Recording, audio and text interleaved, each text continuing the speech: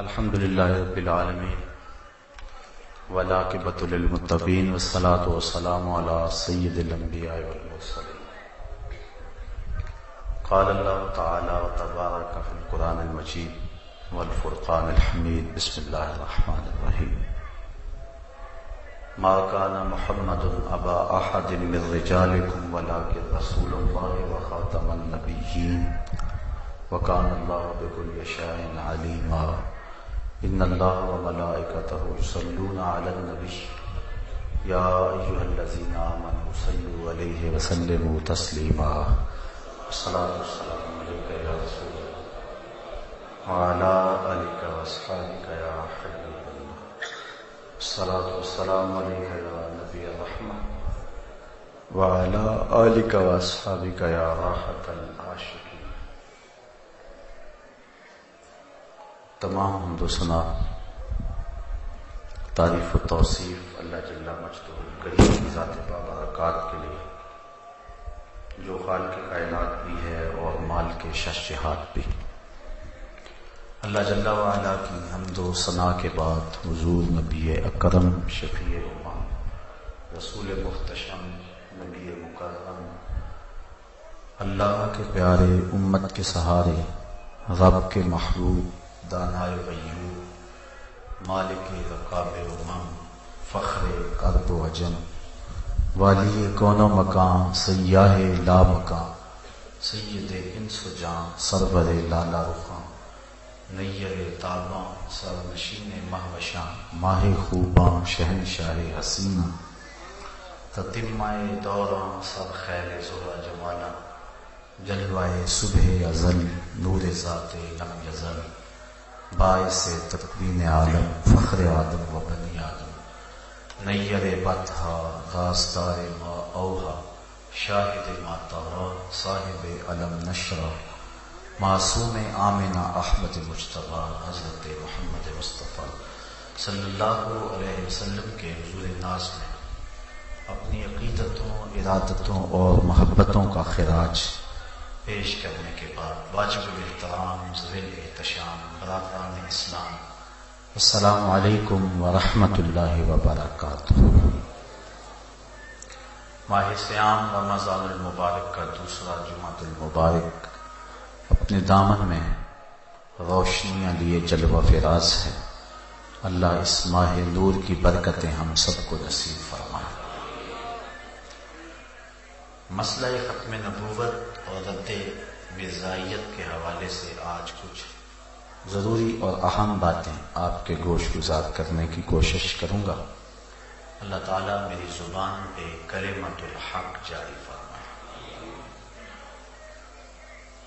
سورۃ الاحزاب میں ارشاد فرمایا گیا ما کان محمد ابا احد من رجالکم ولکن رسول اللہ وخاتم النبیین، کہ محمد صلی اللہ علیہ وآلہ وسلم تم مردوں میں سے کسی کے باپ نہیں ہیں، وہ اللہ کے رسول اور آخری نبی ہیں. سلسلہ نبوت کا نقطہ اختتام ہے. آخری رسول آخری نبی ہیں. بے شک اللہ ہر شے کو جاننے والا ہے. 14 صدیوں سے آج تک امت اس بات پہ متفق ہے، کوئی دوسری رائے موجود نہیں ہے کہ حضور آخری نبی ہیں. حضور کے بعد کوئی نبی نہیں آ سکتا، نہ تشریعی نہ غیر تشریعی، نہ ذلی نہ بروزی. نبوت کا دروازہ قطعاً بند ہے. وحی کا سلسلہ منقطع ہو چکا ہے.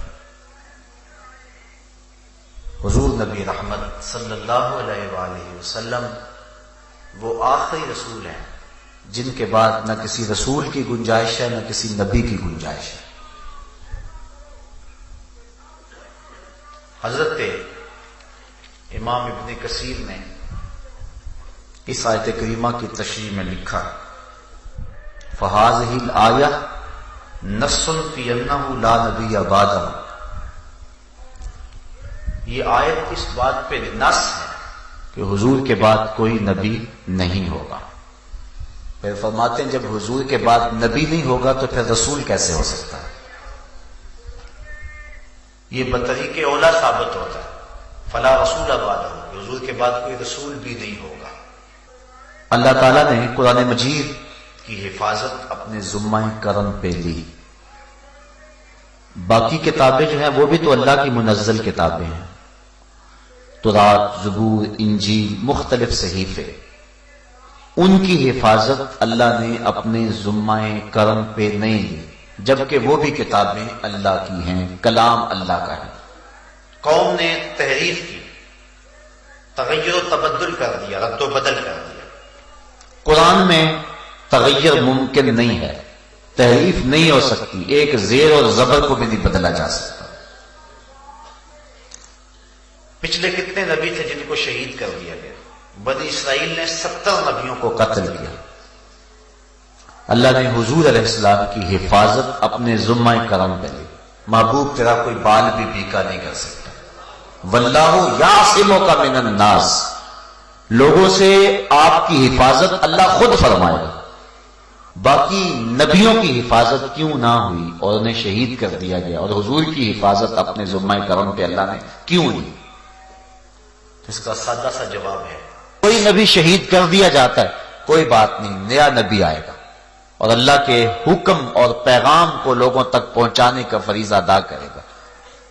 لیکن حضور کے بعد کوئی نبی نہیں ہے، اس لیے حضور کی حفاظت کی تاکہ یہ نبوت کے کام کا اتمام کرے. حضور کے بعد کوئی شریعت نہیں ہے، حضور کی شریعت کے بعد. اسی طرح قرآن کے بعد کوئی کتاب نہیں ہے. فَبِأَيِّ حَدِيثٍ بَعْدَهُ يُؤْمِنُونَ، کہ قرآن کے بعد اب کس پہ ایمان لاؤ گے؟ یہ آخری کتاب ہے. اس لیے اگر اس میں بھی تحریف راہ پا جاتی ہے تو لوگوں کے لیے ہدایت کے چشمے سوکھ جاتے ہیں. اس لیے قیامت تک یہ باقی رہے گی تاکہ ہدایت کے متلاشیوں کے لیے یہ نور روشنی بانٹتا رہے. اس لیے اللہ تعالیٰ نے اس کتاب کو قیامت تک کے لیے باقی رکھا، اور اس میں تحریف راہ نہیں پا سکتی کیونکہ کوئی اور کتاب ہی نہیں آئے گی. حضور علیہ السلام کی حفاظت کی کیونکہ کوئی اور رسول نہیں آئے گا. تو قرآن مجید کی حفاظت اللہ کا اپنے ذمہ کرم پہ لینا اور حضور علیہ السلام کی حفاظت اپنے ذمہ کرم پہ لینا، یہ ختم نبوت کی واضح اور بین دلیلیں ہیں. حضور نبی رحمت صلی اللہ علیہ وسلم نے ارشاد فرمایا کہ میری مثال ایسے ہے جس طرح کسی شخص نے کوئی خوبصورت عمارت بنائی، لوگ اس میں گھوم پھر کے دیکھتے ہیں تو اس کی خوبصورتی سے خوش ہوتے ہیں، لیکن ایک جگہ پر ایک اینٹ نہیں لگی ہوئی. اس کو دیکھ کر کے حیرت زدہ ہوتے ہیں کہ اتنی خوبصورت عمارت اور یہ اینٹ نہیں لگی ہوئی. فرمایا فَأَنَا اللَّابِنَةُ وَأَنَا خَاتَمُ النَّبِيِّينَ وَلَا نَبِيَّ بَعْدِي، میں کسر نبوت کی وہ آخری اینٹ ہوں اور میں خاتم النبیین ہوں، میرے بعد کوئی نبی نہیں آئے گا. تو کسر نبوت کی آخری اینٹ جس کے بعد کوئی گنجائش باقی نہیں رہ جاتی. جب مکمل ہو جائے، ٹائلیں لگ جائیں تو کوئی روڑا لے کر آ جائے کہ یہ روڑا میرا بھی لگاؤ، تو وہ محل میں بدصورتی پیدا کرے گا. محل کا مالک کبھی بھی اس میں کسی کے روڑے کو نہیں لگاتا. تو جب نبوت کا کسر مکمل ہو گیا تو کسی قادیان کے دجال کا روڑا اس کسر نبوت میں نہیں لگ سکتا. حضور نبی رحمت صلی اللہ علیہ وسلم نے فرمایا، حضرت جبیر رضی اللہ تعالیٰ عنہ سے روایت ہے، فرمایا اپنے اسماء گنوائے، میں حامد ہوں، میں احمد ہوں، میں کفر کو مٹانے والا ہوں. پھر فرمایا انا العاقب، میں عاقب ہوں. فرمایا والعاقب الذی لیس بعدہ نبی، عاقب وہ ہوتا ہے جس کے بعد کوئی نبی نہ ہو. تو حضور علیہ السلام آخری نبی ہیں، حضور کے بعد کوئی نبی نہیں ہے. حضرت ابو امامہ الباہلی رضی اللہ تعالی عنہ کو حضور نے فرمایا وَأَنَا آخِرُ الْأَنْبِيَاءِ وَأَنْتُمْ آخِرُ الْأُمَمِ، میں آخری نبی ہوں اور تم آخری امت ہو.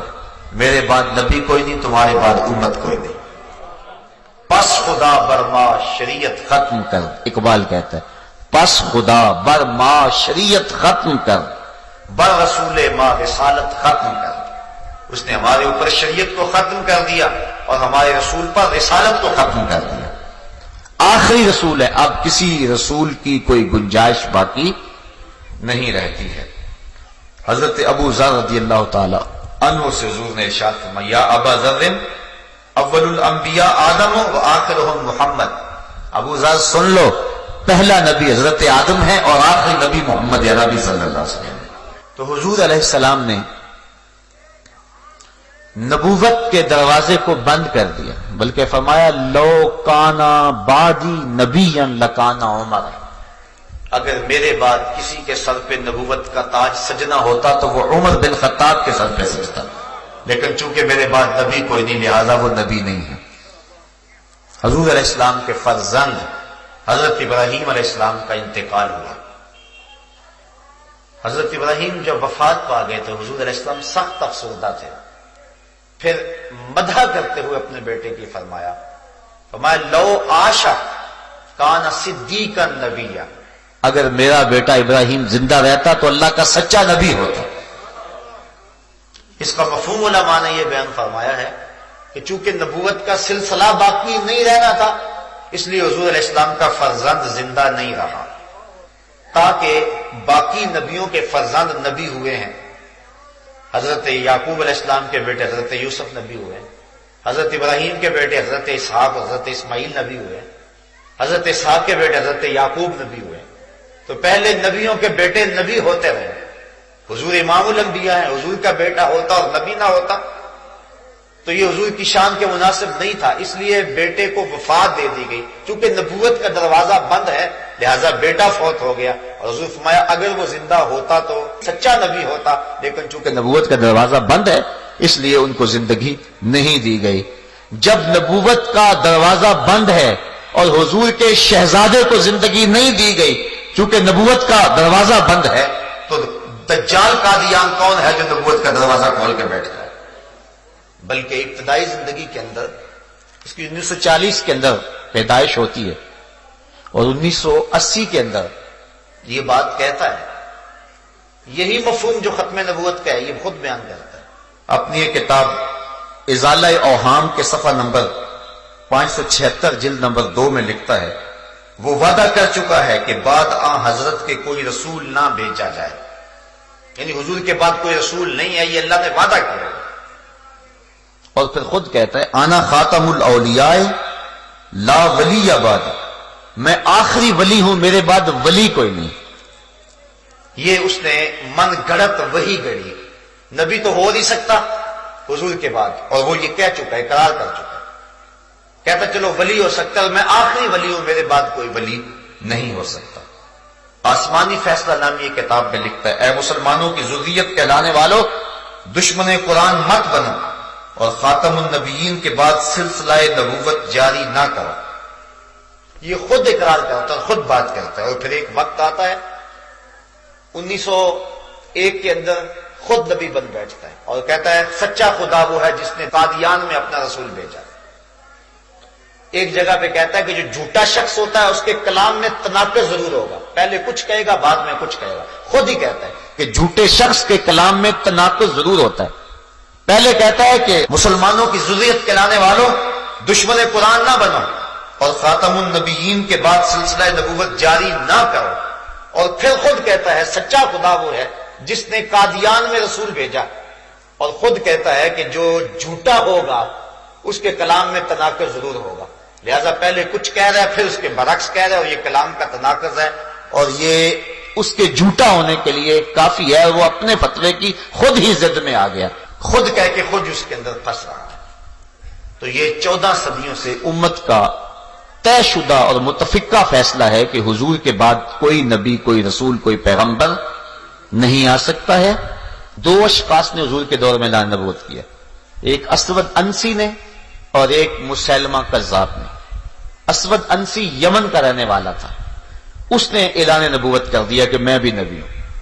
تو حضرت زریب بن کلیب رضی اللہ تعالی عنہ ایک صحابی تھے، تو ان کو کہنے لگا کہ میری نبوت کا اقرار کرو، وہ کہنے لگے میں نہیں کرتا، تیری جھوٹی نبوت کا میں انکار کرتا ہوں، ڈنکے کی چوٹ پہ انکار کرتا ہوں۔ اس نے حضرت زریب بن کلیب کو پکڑ کے جلتی ہوئی آگ میں ڈال دیا، اللہ نے حضرت زریب بن کلیب کے ایک بال کو بھی جلنے نہیں دیا۔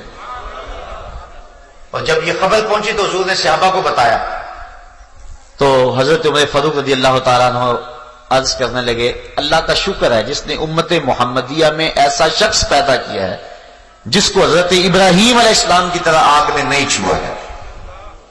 پھر حضرت فیروز نامی ایک صحابی نے اس کا کام تمام کر دیا اور 3-4 مہینوں کے اندر اندر ہی وہ اپنے انجام کو پہنچ گیا۔ دوسرا شخص جس نے حضور کے دور میں اعلان نبوت کیا وہ تھا مسیلمہ کذاب۔ اس نے اعلان نبوت کر دیا، بلکہ حضور کے پاس بہت سارے لوگ لے کر آیا، کہنے لگا کہ آپ میرے ساتھ وعدہ کریں کہ آپ کے بعد میں خلیفہ بنوں گا آپ کا، تو میں آپ کو مان لیتا ہوں۔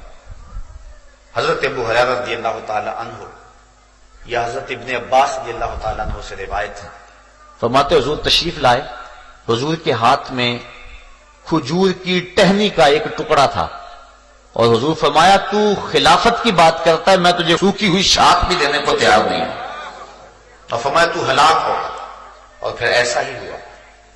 حضرت سیدنا صدیق اکبر رضی اللہ تعالیٰ عنہ کے دور میں جب اس نے پوری قوت کے ساتھ پر پرزے نکالے تو آپ نے حضرت خالد بن ولید کی قیادت میں 13,000 کا لشکر بھیجا اور مسیلمہ کذاب کی سرکوبی کے لیے ان کو میدان عمل میں اتارا، اور یمامہ میں جو لڑائی ہوئی، جنگ یمامہ جسے کہتے ہیں، اس میں مسلمانوں نے جو بہادری کے جوہر دکھائے اور جھوٹی نبوت کے دعوے دار کو جس طرح ناک کو چنے چبوائے، وہ تاریخ کا روشن باب ہے۔ آپ اسلامی تاریخ دیکھیں، حضور علیہ السلام نے جتنی بھی جنگیں لڑی ہیں ساری جنگوں میں کل 212 لوگ شہید ہوئے مسلمانوں کی طرف سے۔ یہ اس قدر محتاط لڑائی کی ہے اور مسلمانوں نے اتنا کم نقصان اٹھایا ہے، لیکن اسی جنگ یمامہ کے اندر 1200 صحابہ شہید ہوئے، جن میں حضرت عقبہ بن عامر بھی ہیں، حضرت زید بن خطاب بھی ہیں، اور بھی کئی متعدد معتبر صحابہ ہیں۔ 370 قرآن کے قاری بھی ہیں، 370 قرآن کے قاری بھی ہیں، مہاجرین بھی ہیں، انصار بھی ہیں، تابعین بھی ہیں۔ 1200 صحابہ نے اس معاملے کو اتنا اہم سمجھا کہ اپنی جان قربان کر دی، بلکہ حضرت حبیب بن زید انصاری یہ ختم نبوت کے پہلے شہید ہیں۔ تحفظ ختم نبوت کی پہلی قربانی حضرت حبیب بن زید انصاری نے دی۔ مسیلمہ کذاب کے بندے انہیں پکڑ کے لے گئے اور مسیلمہ کے پاس پیش کیا تو اس نے کہا کہ محمد اللہ کے رسول ہیں؟ کہا ہاں محمد اللہ کے رسول ہیں۔ تو پھر کہنے لگا مسیلمہ کذاب اللہ کا رسول ہے؟ آپ نے فرمایا میں سنتا ہی نہیں ہوں، یعنی ایسی بکواس میں سننے کے لیے تیار نہیں۔ اس نے آپ کا ہاتھ کاٹ دیا۔ پھر کہا محمد اللہ کے رسول ہے؟ کہا محمد اللہ کے رسول ہے۔ کہا مسیلمہ اللہ کا رسول ہے؟ کہا میں سنتا ہی نہیں ہوں۔ اس نے دوسرا ہاتھ کاٹ دیا۔ پھر اس نے کہا کہ مسیلمہ اللہ کا رسول ہے؟ کہا میں نہیں سنتا۔ پھر پاؤں کاٹ دی۔ پھر کہا کہ مسیلمہ اللہ کا رسول ہے؟ آپ نے کہا میں سننا نہیں چاہتا۔ دوسرا پاؤں کاٹ دیا۔ اس طرح ایک ایک عضو بدن کاٹتا رہا، لیکن حضرت حبیب بن زید انصاری کہتے رہے کہ میں تیری جھوٹی نبوت کا کبھی بھی قرار نہیں کر سکتا۔ ٹکڑے ٹکڑے ہو گئے لیکن حضور کی ختم نبوت کی حفاظت فرمائی۔ یہ پہلے شہید ہیں ختم نبوت کے، جن کو دردناک طریقے سے شہید کیا گیا۔ حضرت عبداللہ بن مخرمہ رضی اللہ تعالی عنہ یہ بھی جنگ یمامہ کے شہید ہیں، ختم نبوت پہ اپنی جان وارنے والے۔ اللہ اکبر۔ انہوں نے اللہ سے یہ عرض کی تھی کہ مالک اتنی دیر تک مجھے شہادت نہ دینا جب تک میرے جوڑ جوڑ پہ زخم نہ آ جائے۔ اس راستے میں لڑتے ہوئے ہر جوڑ پہ جب تک زخم نہ آئے مجھے شہادت نہ دینا۔ پھر ان کا پورا جسم اور جسم کا ہر جوڑ زخموں سے چور ہو گیا۔ حضرت عبداللہ ابن عمر رضی اللہ تعالیٰ عنہ فرماتے ہیں کہ میں نے دیکھا کہ حضرت عبداللہ بن مخرمہ جو ہے وہ پڑے ہوئے، تو انہوں نے کہا کہ روزہ داروں نے روزے کھول لیے؟ میں نے کہا ہاں کھول لیے۔ تو کہنے لگے میرے لیے بھی کچھ لے کر آؤ، چونکہ روزے سے تھے، پورا جسم زخمی ہے، جوڑ جوڑ پہ زخم ہے۔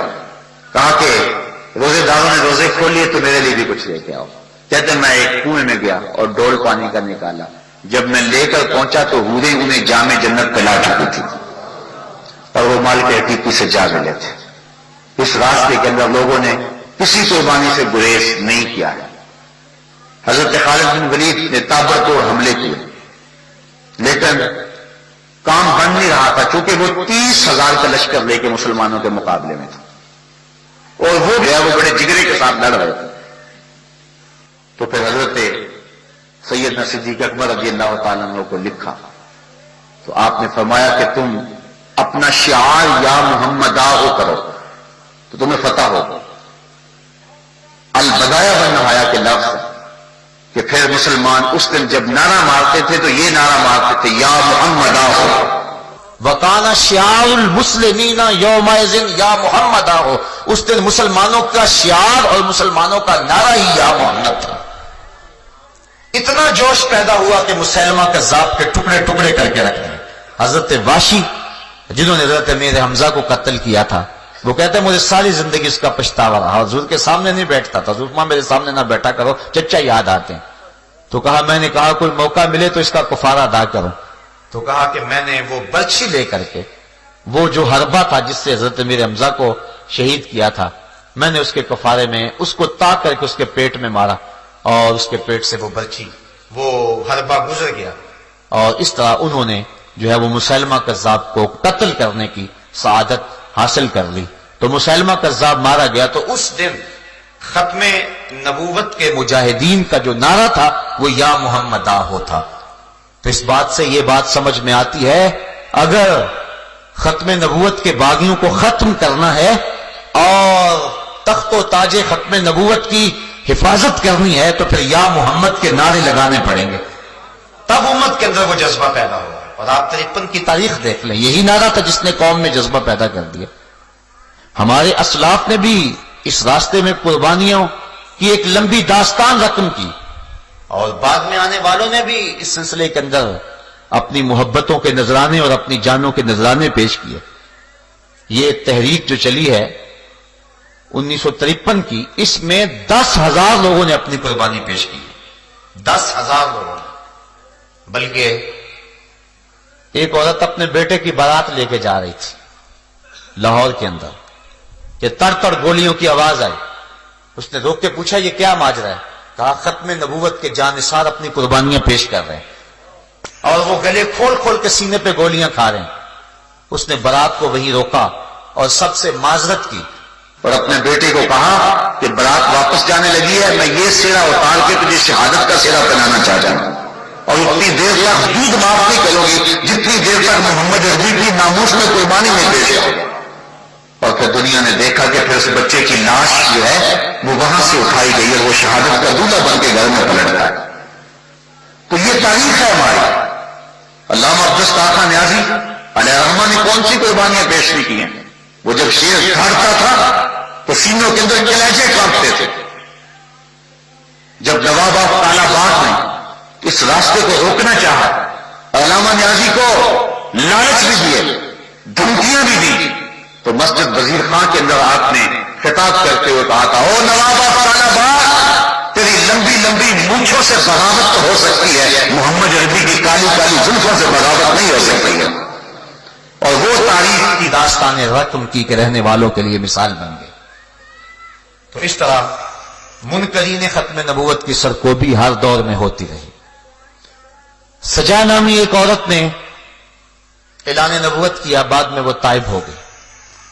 مختار سقفی نے اعلان نبوت کیا، حضرت عبداللہ ابن زبیر نے سن 67 کے اندر اس کا سر اتارا۔ متنبی نے اعلان نبوت کیا، بعد میں اس نے اس سے توبہ کر لی، رجوع کر لیا۔ مختلف ادوار میں مختلف لوگ نبوت کا جھوٹا دعویٰ کرتے رہے۔ اللہ کے محبوب علیہ السلام نے ارشاد فرمایا سیکون فی امتی کذابون ثلاثون كلهم يزعم انه نبی وانا خاتم النبیین ولا نبی بعد۔ فرمایا میری امت میں 30 دجال ہوں گے اور سارے یہ کہیں گے، گمان کریں گے کہ میں نبی ہوں۔ فرمایا میں آخری نبی ہوں، میرے بعد کوئی نبی نہیں ہے۔ ان 30 دجالوں میں ایک دجال مرزا قادیانی ہے جس نے جھوٹی نبوت کا ڈھونگ رچایا اور امت کو سخت مضطرب کیا۔ اس صدی کا سب سے بڑا فتنہ مرزا قادیانی کا فتنہ ہے۔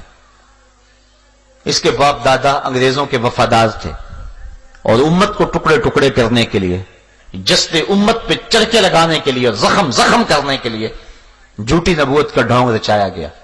ہم تاریخ پڑھتے ہیں تو 3 لوگوں سے انٹرویو لیا گیا لیکن یہ کامیاب ٹھہرا. پھر پہلے جو کہتا تھا اے مسلمانوں کی ضروریت کہلانے والوں، دشمن قرآن نہ بنو اور خاتم النبیین کے بعد سلسلہ نبوت جاری نہ کرو، وہ خود قادیان کا رسول بن بیٹھا اور اس نے قادیان کو مکہ اور مدینہ کی طرح کی بستی قرار دے دیا اور اپنی بیویوں کو معاذ اللہ ام المومنین قرار دے دیا اور اپنی ناپاک اولاد کو سادات قرار دیا اور اپنی بیٹیوں کو سیدہ فاطمہ الزہرا کے مثل قرار دیا اور معاذ اللہ اپنے پلیت ماننے والوں کو اس نے جو ہے وہ اصحاب قرار دیا اور اپنے ناپاک خلفاء کو خلفائے راشدین قرار دیا. اس طرح اس نے امت کے اندر فتنے بپا کیے اور ناپاک بستیوں کو مکہ اور مدینے کے برابر قرار دیا. اللہ تعالیٰ نے اس کے شر سے امت کو محفوظ فرمانا تھا. 1840 کے اندر یہ پیدا ہوا اور 1880 سے لے کر 1891 تک حیات مسیح کا منکر رہا. اس کے بعد پھر اس نے ملہم من اللہ ہونے کا اعلان کر دیا، مسیح موعود ہونے کا اعلان کر دیا، مہدی موعود ہونے کا اعلان کر دیا. 1890 میں پیر مہر علی شاہ رحمۃ اللہ تعالی علیہ حج پہ گئے. حضرت حاجی امداد اللہ مہاجر مکی علیہ رحمہ سے وہاں ملاقات ہوئی. پیر صاحب کو دیکھ کر فرمانے لگے پیر صاحب آپ حج پہ آئے ہوئے ہیں، واپس جائیں، ہندوستان میں ایک فتنہ اٹھنے والا ہے جس کی سر کو بھی آپ کریں گے. اور حضرت پیر صاحب فرماتے ہیں میں سویا خواب میں حضور کی زیارت نصیب ہوئی اور آقا کریم علیہ السلام نے فرمایا کہ تعویلات فاسدہ کے مقراض سے قادیان کا دجال میری حدیثوں کے ٹکڑے کر رہا ہے اور تم یہاں بیٹھے ہوئے.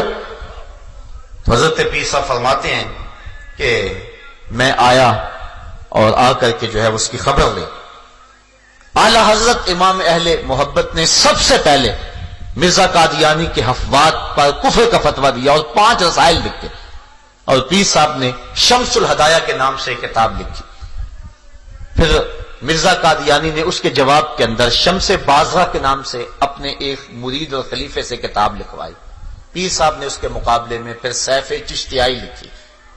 آج تک اس کے کئی ایڈیشن چھپ چکے ہیں. مرزائیوں کو آج تک اس کتاب کے جواب دینے کی ہمت پیدا نہیں ہوئی. یہ حضرت پیر مہر علی شاہ صاحب کی زندہ کرامت ہے کہ آج تک سیف چشتیائی کا جو ہے وہ جواب نہیں ہو سکا ہے. مرزا قادیانی نے جب 1901 میں نبوت کا اعلان کیا، پہلے وہ مسیح مسیح بنا، مہدی موعود بنا، ملہم من اللہ بنا، کئی اس نے رنگ بدلے، ذلی، بروزی، غیر تشریح نبی، امتی نبی، کئی روپ دھارے. پھر اس کے بعد باقاعدہ طور پہ اس نے 1901 کے اندر باقاعدہ نبوت کا اعلان کر دیا اور کہہ دیا کہ میں خاتم النبیین ہوں، بلکہ اپنے آپ کو رحمت للعالمین کہہ دیا، بلکہ یہ کہا کہ انا آتینا کل کوثر یہ میرے اوپر اتری ہے اور معراج پہ میں گیا ہوں اور یہ آیت میرے حق میں نازل ہوئی ہے. طرح طرح کی افواہات اس نے بکنا شروع کر دی. وہی شخص جو پہلے کہتا تھا کہ اے مسلمانوں دشمن قرآن نہ بنو اور قرآن کا مقابلہ نہ کرو، نبوت کا دروازہ نہ کھولو، اب خود ہی کھول کے بیٹھ گیا اور خود کہا کہ جس کے کلام میں تناقض ہوگا وہ جھوٹا ہوگا اور اپنے جھوٹ کو خود ہی اپنے عمل سے ثابت کر رہا ہے. تو علماء نے جو ہے وہ اس کا مقابلہ کیا. یہ روز کوئی نہ کوئی بات بکنے لگا اور 72 کتابیں اس نے سرسے میں لکھی اور کہنے لگا میرے اوپر وہی آسمان کی بارش کی طرح برستی ہے، کبھی اردو میں کبھی انگلش میں. وہ ٹیچی ایک فرشتہ اس نے مقرر کیا ہوا تھا، پتہ نہیں وہ کون تھا، وہ آ کے اس کو وہی دے جایا کرتا تھا اور الٹی سیدھی ٹیڑھی میڑھی باتیں جو ہیں وہ وہی کے نام سے افواہ بکا کرتا تھا. بلکہ جو شخص اس کی نبوت کا اقرار نہیں کرتے اس کے بارے میں اس نے سخت رویہ اختیار کیا. وہ کہتا ہے کہ کنجریوں کے بچوں کے بغیر جن کے دلوں پر اللہ نے مہر لگا دی باقی سب میری نبوت پہ ایمان لا چکے ہیں. آئینہ کمالات میں اس نے لکھا. پھر اس کے بعد نجم الہدا کے صفحہ نمبر 10 پہ لکھا دشمن ہمارے بیابانوں کے خنزیر ہو گئے اور عورتیں ان کی کتیوں سے بڑھ گئیں. پھر اس بدبخت نے ازالہ اوہام کے اندر لکھا، ان لوگوں نے چوروں، قزاقوں اور حرامیوں کی طرح اپنے محسن گورنمنٹ پر حملہ کر دیا تھا۔ یہ وہ بدبخت شخص ہے کہ جس نے امت کو گالیاں بکی، اور جو اس کی جھوٹی نبوت کو نہیں مانتا تھا وہ شخص اس کے لیے گردن زدنی ٹھہرا، اور اس کو اس نے خنزیر، ولد الحرام، زنا کی اولاد اور عورتوں کو کتیوں سے بدتر قرار دیا، جبکہ یہ سب کچھ خود تھا اور اس کی اولاد و ذریت خود تھی۔ مسلمان کبھی بھی ایسے پلیت شخص کو نہیں مان سکتے۔ حضرت امام اعظم امام ابو حنیفہ نے فتویٰ دیا کہ جو شخص یہ دعویٰ کرے کہ میں نبی ہوں، فرمایا وہ شخص کافر ہے، جو اسے مانے وہ بھی کافر ہے۔ من شکا فی کفر ہی و عذاب ہی فقد کافرہ، جو اس کے کفر میں شک کرے وہ بھی کافر ہے۔ اور جو شخص ایسے مفتری، کذاب اور دجال سے معجزہ طلب کرے وہ بھی کافر ہے۔ اسے معجزہ بھی طلب نہیں کرنا چاہیے، وہ جھوٹا، بالکل جھوٹا، حضور کے بعد کوئی نبی نہیں آ سکتا ہے۔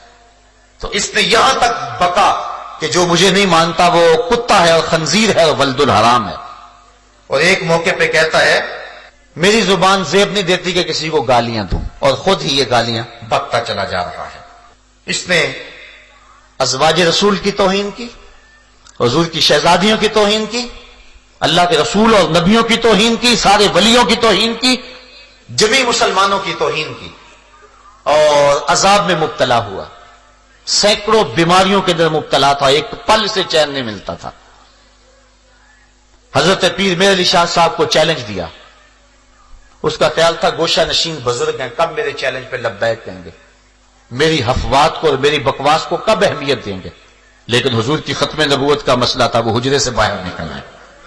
جب لاہور میں پہنچے تو مرزا کو آنے کی ہمت اور طاقت نہ ہوئی اور ذلیل و رسوا ہوا۔ اور پیر میر علی شاہ صاحب ابھی لاہور میں ہی تھے، بلکہ آپ اپنی رہائش جب وہاں مقرر تھی عارضی طور پہ، وہاں سے نکل کے شاہی مسجد میں جا رہے تھے، جو جگہ مقرر تھی مناظرے کے لیے وقت معین پر۔ تو راستے کے اندر پیلے رنگ کے اشتہار لگے ہوئے تھے کہ پیر میر علی شاہ میدان چھوڑ کے بھاگ گئے، حالانکہ وہ خود نہیں آیا، اور پیر میر علی شاہ ان کے ساتھ جلوس جا رہا ہے اور راستے کے اندر اشتہار لگے ہیں کہ وہ بھاگ گئے۔ اور لوگ حیرت زدہ ہو رہے تھے کہ یہ کتنا جھوٹ کا پلندہ ہے اور کتنی بکواسات ہے کہ ہم تو جا رہے ہیں اور ہمارے سے پہلے اشتہار لگے ہوئے ہیں کہ پیر میر علی شاہ صاحب بھاگ گئے۔ اللہ تعالیٰ نے اسلام کو فتح اور کامیابی عطا فرمائی اور پیر میر علی شاہ صاحب سرخرو ہوئے اور یہ نہ آ سکا۔ پھر اس نے تعویل یہ کی چونکہ وہاں لوگ بکھرے ہوئے تھے، اگر میں جاتا تو بڑا نقصان ہوتا، یہ کیسا نبی ہے جو لوگوں سے ڈر رہا ہے؟ اللہ کے نبی تو ہزاروں کے لشکر میں کود جاتے ہیں، ان کے سینے کے اندر کوئی خوف پیدا نہیں ہوتا ہے، وہ تو جلتی ہوئی آگ میں چھلانگ لگا دیں تو آگ ان کا بال بھی بیکا نہیں کرتی ہے۔ یہ کیسا جھوٹا نبی ہے کہ جو ڈرتا ہے کہیں مجھے کوئی قتل نہ کر دے۔ پھر اس نے مختلف قسم کی پیشگوئیاں کرنی شروع کر دی اور کہنے لگا کہ اگر ثابت ہو کہ میری 100 پیشگوئی سے ایک بھی جھوٹی نکلی تو میں اقرار کرتا ہوں کہ میں جھوٹا ہوں۔ یہ حاشیہ 40 میں اس نے لکھا۔ پھر جو بھی اس نے پیشگوئی کی وہ سچی ثابت نہ ہوئی۔ ہوا اس طرح کہ 1891 میں اس کا ایک قریبی عزیز تھا احمد بیگ، اس کی ایک بیٹی تھی محمدی بیگم، اس پہ اس کی نظر پڑ گئی اور پھر اس نے اپنی طرف سے من گھڑت وہی گڑی کہ محمدی بیگم کا میرے ساتھ نکاح قرار پا گیا ہے اور ہر صورت میں وہ میرے نکاح میں آئے گی۔ اور یہ اس نے احمد بیگ ہوشیار پوری کو خط لکھا، لیکن وہ ایسے بدبخت سے اپنی بیٹی کا نکاح کیسے کر سکتے تھے؟ جب بات نہ بنی تو اس نے پھر خط لکھا کہ اگر تم نے محمدی بیگم کی کسی جگہ شادی کی تو جس مرد کے ساتھ شادی کرو گے 2.5 سال کے اندر اندر وہ مر جائے گا، اور اس کا باپ بھی 3 سال کے اندر اندر مر جائے گا، اور یہ سخت اذیت کی زندگی یہ جو 2.5 سال ہوں گے گزارے گی، پھر اس کے بعد میرے نکاح میں آئے گی۔ تو جب آخر میں میرے نکاح میں آنا ہے تو ابھی میرے نکاح میں سے دے دو۔ انہوں نے اس کی کسی بات کی پرواہ نہ کی، اور سلطان بیگ نامی ایک شخص سے مئی 1891 میں محمدی بیگم کی شادی کر دی۔ اب یہ سخت پریشان ہوا، اس کے والدین کو لالچ بھی دیا کہ میں باغ کا 1/3 حصہ تمہیں دے دوں گا، بہت کچھ ہوا، بلکہ جو احمد بیگ کی ہمشیرہ تھی اس کی بیٹی مرزا کے بیٹے کے ساتھ بیاہی ہوئی تھی۔ اس نے یہ بھی دھمکی دی کہ میں جو ہے وہ اس کو طلاق دلوا دوں گا، اور اگر میرے بیٹے نے طلاق نہ دی تو اس کو اپنی جائیداد سے آگ کر دوں گا، لیکن یہ دھمکی بھی نہ چلی۔ تو اس طرح اس نے کہا تھا 2.5 سال اس کا خاوند نہیں جی سکتا۔ اللہ کی توفیق سے محمدی بیگم کا خاوند نکاح کے بعد مسلسل 40 سال تک زندہ رہا، اور محمدی بیگم 58 سال تک زندہ رہی، اور اس کا باپ بھی 20 سال زندہ رہا۔ اب مرزا پھر پریشان ہو گیا کہ میری پیش گوئی تو خراب ہوگی اور میرے ماننے والے کہیں لڑکھڑا نہ جائیں۔ اس نے ایک ہیلا کیا کہ 2 بکریاں کہیں سے منگوائیں اور ان کو ذبح کیا، کہا یہ محمدی بیگم کے شوہر اور اس کے باپ کی جگہ پہ میں نے قربان کی ہیں، وہ نہیں مرے تو ان کی جگہ پہ میں نے ان کو قربان کیا ہے۔ لیکن اس کے جھوٹے معتقد پھر بھی اس کو نبی مانتے رہے، لیکن اس نے کہا کہ اس کے باوجود ایک وقت آئے گا کہ محمدی بیگم میرے نکاح میں آئے گی، ہمارا نکاح آسمان پہ ہو گیا ہوا ہے۔ لیکن پھر وہ مر گیا، لیکن محمدی بیگم بعد میں بھی عرصہ دراز زندہ رہی اور اس ظالم کے نکاح میں نہ آئی۔ تو اس کی یہ جھوٹی پیش گوئی بھی جو ہے وہ لوگوں کے سامنے آ گئی۔ 1893 میں ڈپٹی عبداللہ آتھم ایک عیسائی پادری تھا، اس کے ساتھ اس نے 15 دن کے لیے مسلسل مناظرہ کیا۔ جب بات نہ بنی، تسلیس کے عنوان سے گفتگو تھی، تو اس نے پیشین گوئی کی کہ جو ہے وہ 15 ماہ کے اندر اندر یہ حاویہ میں چلا جائے گا، یعنی مر جائے گا اور جہنم رسید ہو جائے گا۔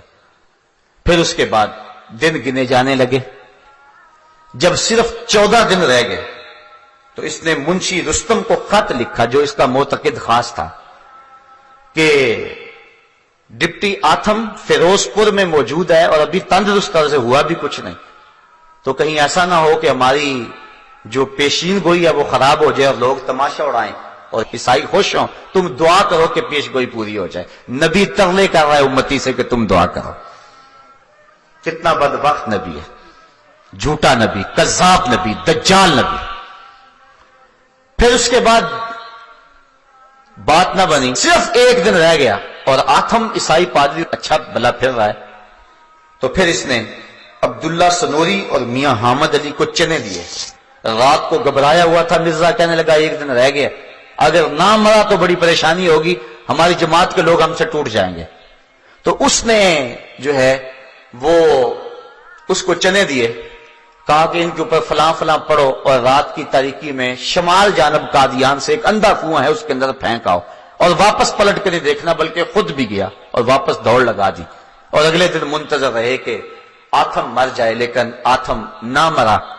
6 ستمبر 1894 کے اندر انہوں نے بڑے بڑے اشتہار چسپاں کیے اور جس کے اندر مرزے کو جھوٹا بتایا گیا، تو وہ تو نہ مرا، الٹا یہ ہو گیا کہ کئی مسلمان جو ہیں وہ عیسائی ہو گئے، بالخصوص جنہوں نے وہ مناظرہ رکھا ہوا تھا وہ 3 لوگ جو ہیں وہ عیسائی ہو گئے۔ اس طرح اس نے جو ہے وہ اسلام کو بھی رسوا کیا اور خود بھی رسوا ہوا۔ پھر اس نے ایک نئی پیش گوئی گھڑی، کہنے لگا کہ 1887 کے اندر میرے ہاں ایک بیٹا پیدا ہوگا جو بڑا متبرک اور بابرکت ہوگا، اور اس کی بڑے فضائل بیان کیے۔ لیکن پھر 1887 کے اندر بیٹے کی بجائے بیٹی پیدا ہو گئی، اب پریشان ہو گیا۔ پھر اس کے بعد کہنے لگا میں نے یہ نہیں کہا تھا کہ ابھی پیدا ہوگا، 9 سال کے اندر اندر پیدا ہو سکتا ہے۔ پھر بیٹا پیدا ہوا 1887 کے اندر، نام اس کا بشیر احمد رکھا، لیکن وہ صرف 1 سال کے بعد مر گیا۔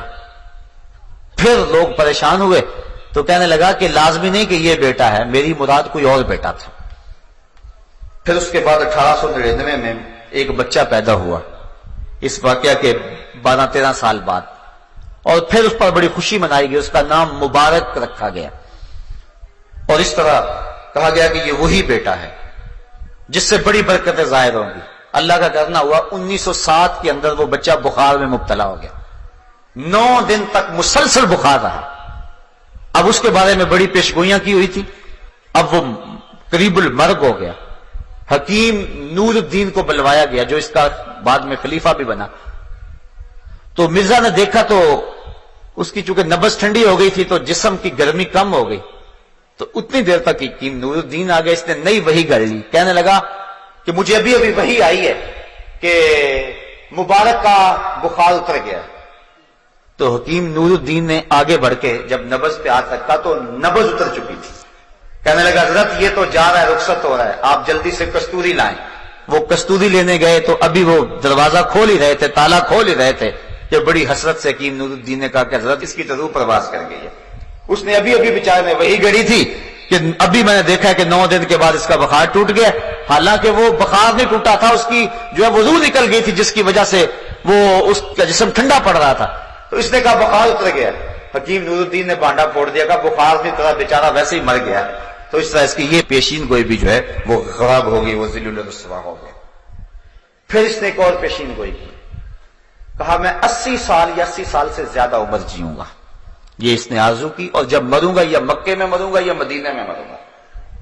لیکن پھر 26 مئی 1908 کو برانڈ رٹ روڈ لاہور احمدیہ بلڈنگ کے اندر لیٹرین کے اندر انتہائی ذلت کی موت مرا، اور 69 سال کی عمر میں مرا، جبکہ اس نے 80 سال سے زائد عمر کی پیشین گوئی کی تھی۔ کم از کم 11 سال اپنی پیشین گوئی سے پہلے ہی مر گیا۔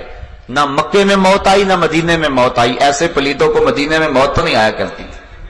باتھ روم کے اندر جو ہے وہ اسے موت آئی۔ جب پیدا ہوا، خود اس کا بیان ہے مرزا قادیانی کا، کہتا ہے کہ میرے ساتھ ایک لڑکی پیدا ہوئی جس کا نام جنت تھا، وہ میرے سے پہلے پیدا ہوئی اور میرا سر اس کی ٹانگوں میں تھا، ذلیل ہو کے پیدا ہوا اور مرا بھی تو ذلیل ہو کے۔ اس طرح جھوٹی نبوت کا یہ دعوے دار ذلیل و رسوا ہو کر جہانی ہو گیا اور اس دنیا سے چلا گیا، اور ذلت اور کمینگی کی زندگی بسر کر کے جو ہے، لیکن امت کے ایک بہت سارے طبقے کو اذیت میں مبتلا کر گیا اور ان کو دکھ دے گیا، ساتھ ہی کتنے لوگوں کا ایمان خراب ہو گیا۔ 102 سال ہو گئے اس ظالم کو مرے ہوئے، لیکن اس کے باوجود بھی آج ہزاروں کی تعداد کے اندر اس جو ہے وہ ٹیڑے میڑے دین کو، جس کی کوئی ٹانگ اور کوئی ہاتھ اور کوئی پیر ہی نہیں ہے، اس کو ماننے والوں کی ایک تعداد ہے۔ اصل بات یہ ہے کہ جہاد کو ختم کرنے کے لیے اور انگریز کی وفاداری کے لیے، اس کی حکومت کے استحکام کے لیے یہ سارا ڈرامہ رچایا گیا تھا، اور پھر وہ اپنے آقاؤں کی گود میں جا بیٹھا۔ مرزا طاہر بھی، مرزا مسرور بھی، سارے جو ہے وہ ان کی گود میں بیٹھے اور ان کی ایٹ پہ یہ پل رہے ہیں، اور آج بھی لوگوں کو دولت اور بیرون ملک کا لالچ دے کر کے وہ اسلام اور دین سے منحرف کرتے ہیں۔ ایک محتاط اندازے کے مطابق پاکستان کے اندر 1 سال کے اندر 10,000 لوگ مرزئی ہو جاتے ہیں، جو بیرون ملک کے چکر کے اندر اپنے آپ کو مرزئی لکھ دیتے ہیں۔ مرزئی ختم نبوت کا باغی ہے، مرزئی رسول اللہ کا دشمن ہے۔ کل قیامت کے دن کیا جواب دیں گے رسول کریم کے سامنے کہ چند ٹگوں کے لیے اپنے آپ کو مرزئی لکھ دیے۔ بعض لوگ کہتے ہیں چلو جی ہم جا لیں پھر اس کے بعد صحیح ہو لیں گے۔ یہ گکھڑ میں ایسا واقعہ ہوا، 4-5 سال ہوئے، ایک شخص نے مرزئی لکھا، پھر مہلت نہ ملی، موت آ گئی، پھر مسلمانوں نے قبرستان سے بھی نکال کے باہر پھینک دیا، نہ خدا ہی ملا نہ وصال سنم، نہ ادھر کے رہے نہ ادھر کے رہے۔ دنیا پہ بھی رسوائی اور آخرت کا بھی عذاب علیم۔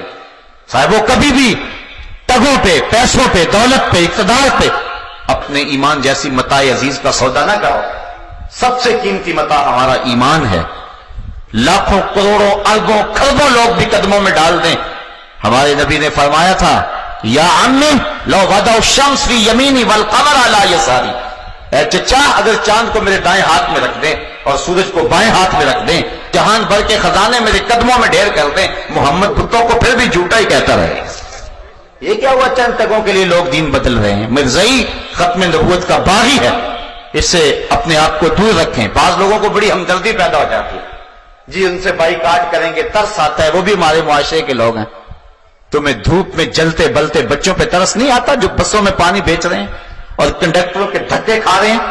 ان 8 اور 10 سال کے بچوں پہ جو ہوٹلوں پہ برتن مانج رہے ہیں، کبھی ان پہ ترس نہیں آیا؟ ہوٹلوں کے پچھواڑے پہ جو سر جھکائے لائنوں میں بچہ کھچا لینے کے لیے کھڑے ہوئے، کبھی ان پہ ترس نہیں آیا تمہیں شاتمان رسول اور ختم نبوت کے باغیوں پہ ترس آتا ہے؟ ایک شخص نے حضرت عائشہ رضی اللہ تعالیٰ عنہ کی توہین کی، رات کو خواب میں حضور کو دیکھا، آقا نے رخ پھیر لیا۔ حضور فرمایا میری زوجہ کے بارے بات ہو اور تو کوئی بات ہی نہ کرے؟ کہنے لگا ما قدر، تو میرے میں طاقت نہیں تھی، میرے میں طاقت نہیں تھی، میں کمزور تھا، بات نہیں کر سکا۔ فَأَوْمَا إِلَى سَبَابِهِ وَالْوُسْطَى، حضور نے اس انگلی اور اس انگلی سے اشارہ اس کی آنکھوں کی طرف کیا، إِلَىٰ عَيْنَيْهِ فَلَمَّا اسْتَيْقَظَ فَهُوَ أَعْمَىٰ، جب صبح اٹھا تو اندھا ہو چکا تھا۔ کہ میری زوجہ کے بارے میں کوئی تھت زبان منہ کھولے، تو اس کتے کی زبان کھینچ کیوں نہیں دی ہے؟ تو آج ختم نبوت کے باغی بھونک رہے ہیں اور رسول کریم کو سری گالیاں دیتے ہیں اور صحابہ رضوان اللہ علیہ مجمعین کو سری گالیاں دیتے ہیں. وہ اپنی ناپاک اور اپنی گندی اولاد کو حضور کی اولاد کے مشابہ قرار دیتے ہیں. ان کی افواہات سے اپنے آپ کو بچائیں اور اپنے ایمان کی حفاظت کریں. اور اگر کسی محلے بستی میں اگر کوئی ایسا شخص ہے اس سے قطعاً بائیکاٹ کریں. کل قیامت کے دن تمہیں رسول اللہ اپنی رضا اور اپنی مرضی کا نور نصیب فرمائیں گے. اور اگر تم کسی مرزائی سے تعلق رکھو گے تو گنبد خضرا میں حضور کا دل دکھے گا کہ وہ تو ڈاکہ ڈالنے والے ہیں قصے نبوت پہ، تم ان کو اپنی باہوں میں لے رہے ہو. مسلمانوں کو غیرت کا درس دیا ہے اور غیرت کا سبق سکھایا ہے. صاحب آؤ اپنی زندگی کو اچھائی کا حسن دے لیں اور اپنے ایمان کی پوری طرح سے حفاظت کریں. وآخر دعوانا ان الحمدللہ.